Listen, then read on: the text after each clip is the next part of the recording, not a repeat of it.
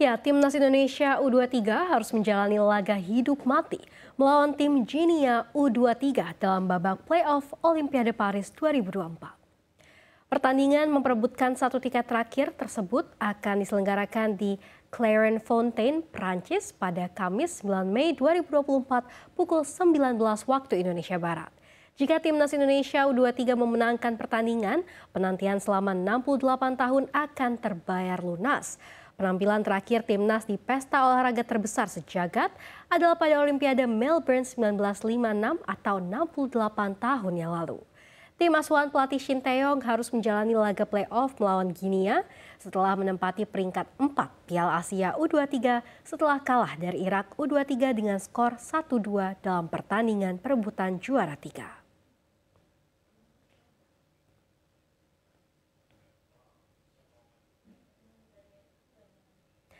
Ya, berita terpopuler selanjutnya adalah profil Ginia U23 yang akan menjadi lawan Indonesia di playoff Olimpiade Paris.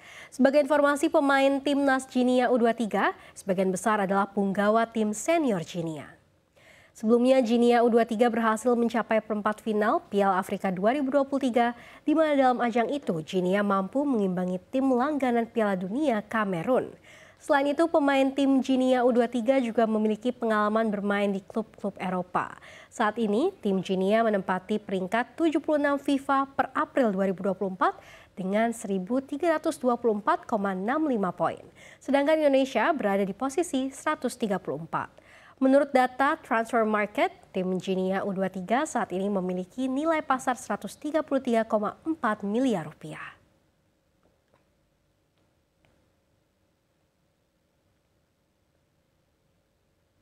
Dan kita beralih ke berita mancanegara. Militer Rusia dilaporkan menduduki pangkalan udara di Niger yang menampung pasukan Amerika Serikat. Hal ini terkait keputusan junta militer Niger yang mengusir pasukan AS dari negara tersebut. Tindakan atas perintah langsung Presiden Putin itu menempatkan pasukan AS dan Rusia dalam jarak yang berdekatan pada saat kedua negara bersaing sengit secara militer dan diplomatik di perang Ukraina. AS sendiri membangun pangkalan udara di Niger dengan biaya lebih dari 100 juta dolar Amerika Serikat. Namun AS bersama sekutu terpaksa mengalami pengusiran di sejumlah negara Afrika menyusul sejumlah kudeta. Selain itu, meninggalkan Niger, pasukan AS juga telah meninggalkan Chad dalam beberapa hari terakhir. Sekutunya Perancis telah diusir dari Mali dan Burkina Faso.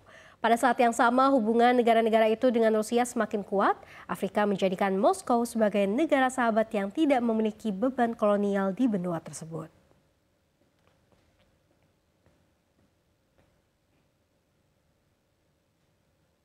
Dan berita terakhir dari cnbcindonesia.com, di mana NATO tiba-tiba mengamuk ke Rusia.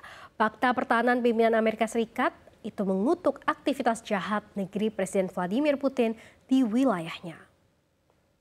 NATO menyebut Kremlin sudah melakukan tindakan disformasi, sabotase, dan juga kekerasan. Bahkan ada campur tangan di dunia maya untuk mengancam keamanan aliansi. Komentar NATO ini bukan tak berdasar. Sejumlah penyelidikan dan laporan di beberapa negara seperti Ceko, Estonia, Jerman, Latvia, Lituania, Polandia, dan Inggris menunjukkan adanya aktivitas negara yang bermusuhan. Pada akhir Maret misalnya, pihak berwenang Ceko mengatakan mendapati sebuah jaringan yang dibiayai Moskow yang bertugas menyebarkan propaganda. Jaringan ini memiliki pengaruh di seluruh Eropa, termasuk Parlemen Eropa. Bulan lalu di Inggris, seorang pria berusia 20 tahun didakwa mendalangi rencana penembakan terhadap target yang terkait Ukraina di London. Ketegangan antara NATO dan Rusia terjadi karena konflik Rusia dan Ukraina sejak 24 Februari 2022.